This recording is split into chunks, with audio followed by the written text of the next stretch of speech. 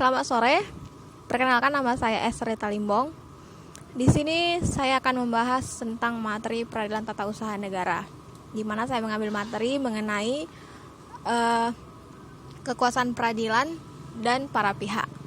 Kita masuk ke kekuasaan peradilan. Kekuasaan peradilan itu terbagi menjadi dua. Yang pertama, absolut dan relatif. Absolut itu adalah kekuasaan mengenai pengadilan apa yang berhak untuk mengadili. Sesuai dengan pasal 47 Undang-Undang Nomor 5 Tahun 1986 menentukan bahwa pengadilan itu bertugas dan berwenang untuk memeriksa, memutus, menyelesaikan sengketa putusan tata usaha negara. Pengadilan di Indonesia itu terbagi menjadi dua, yaitu satu umum dan tiga khusus. Yang khusus itu adalah peradilan militer, peradilan agama, dan peradilan tata usaha negara. Kemudian kita masuk ke sengketa tata usaha negara. Apa itu sengketa tata usaha negara? Sengketa tata usaha negara adalah suatu perkara yang timbul dalam bidang tata usaha negara antara orang atau badan hukum perdata dengan pejabat tata usaha negara, baik pusat maupun daerah, sebagai akibat dikeluarkannya suatu putusan tata usaha negara yang merugikan, termasuk seperti sengketa kepegawaian berdasarkan peraturan yang berlaku. Kemudian unsur-unsur tata usaha negara itu terbagi menjadi tiga. Yang pertama, timbul dalam bidang tata usaha negara. Kemudian yang kedua, terjadi antara orang atau badan hukum perdata dengan pejabat tata usaha negara. Kemudian yang ketiga, terjadi akibat dikeluarkannya suatu putusan tata usaha negara. Di Indonesia kita menganut tentang sistem trias politika. Trias politika itu adalah kekuasaan yang dibagi menjadi tiga. Seperti yang pertama, legislatif, yaitu sebagai pembuat. Kemudian eksekutif, yaitu sebagai pelaksana. Kemudian yang ketiga itu ada yudikatif, sebagai pengawas atau yang mengadili jika sengketa terjadi. Peradilan relatif. Kekuasaan peradilan relatif itu adalah kekuasaan peradilan di wilayah mana yang berhak untuk mengadili suatu pokok perkara. Seperti peradilan tata usaha negara, itu dibentuk dengan suatu keputusan presiden pasal 9 Undang-Undang Nomor 5 Tahun 1986. Di belum semua daerah atau kota atau kabupaten yang memiliki peradilan tata usaha negara, seperti di Batam itu belum ada, sehingga jika kita memiliki sengketa tata usaha negara, kita bisa mengajukannya ke peradilan tata usaha negara yang ada di Tanjung Pinang. Dan materi kita selanjutnya itu adalah para pihak di peradilan tata usaha negara. Sebelumnya kita mengetahui dulu nih, siapa yang menjadi subjek dan objek peradilan tata usaha negara. Subjek di peradilan tata usaha negara itu adalah penggugat dan tergugat. Kemudian menjadi objek itu adalah keputusan yang dikeluarkan oleh pejabat tata usaha negara. Subjek tata usaha negara yang pertama, penggugat. Sesuai dengan pasal 53 ayat 1 Undang-Undang Nomor 5 Tahun 1986, Undang-Undang Nomor 9 Tahun 2004 yang menyatakan bahwa orang atau badan hukum perdata yang merasa kepentingannya dirugikan akibat keputusan tata usaha negara boleh mengajukan gugatan ke pengadilan yang berwenang agar keputusan yang dikeluarkan tersebut dinyatakan batal, tidak sah, atau tanpa tuntutan ganti atau dengan tuntutan ganti rugi.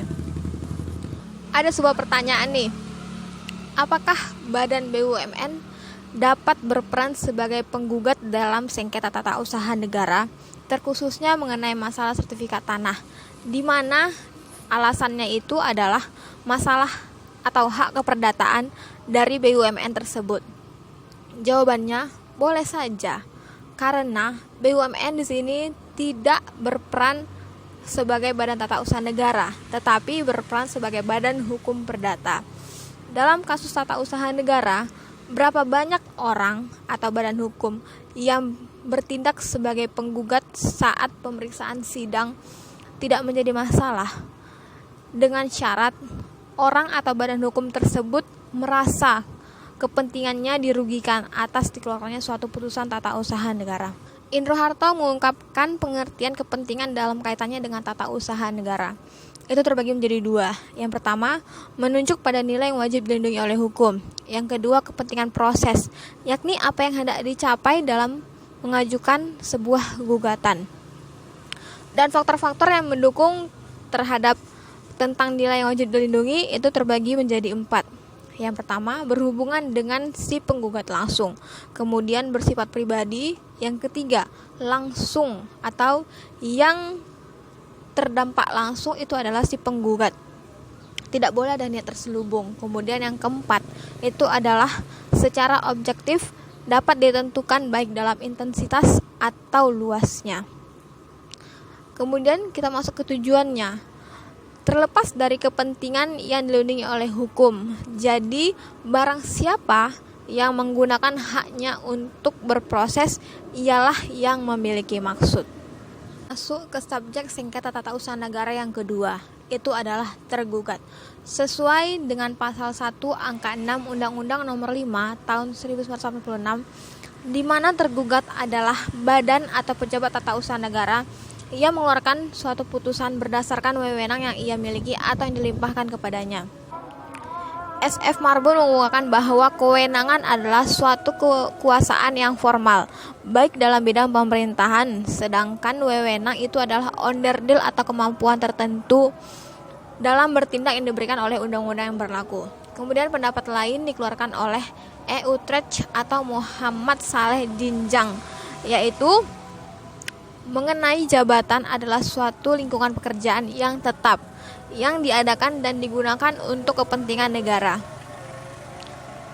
Kemudian kita masuk ke jenis-jenis wewenang. Jenis-jenis wewenang terbagi menjadi 3. Yang pertama, atribusi. Yang kedua, mandat. Yang ketiga, delegasi. Kita masuk yang ke atribusi. Atribusi adalah suatu pemberian kewenangan yang diberikan langsung dan berlaku dan ditentukan oleh undang-undang. Contohnya itu adalah pemberian kewenangan oleh Presiden Republik Indonesia untuk memberhentikan Jaksa Agung.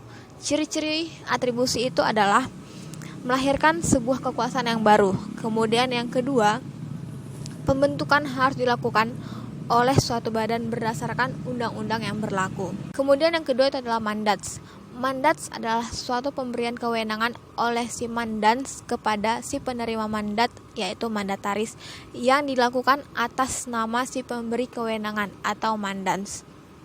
Ciri-ciri mandats ini adalah yang pertama, hanya dapat diberikan oleh badan yang berwenang. Kemudian yang kedua, tidak menimbulkan konsekuensi kepada si penerima untuk bertanggung jawab kepada pihak ketiga. Kemudian yang ketiga, pelimpahan kuasa ke pihak ketiga hanya dapat dilakukan jika diberi izin oleh si pemberi kuasa.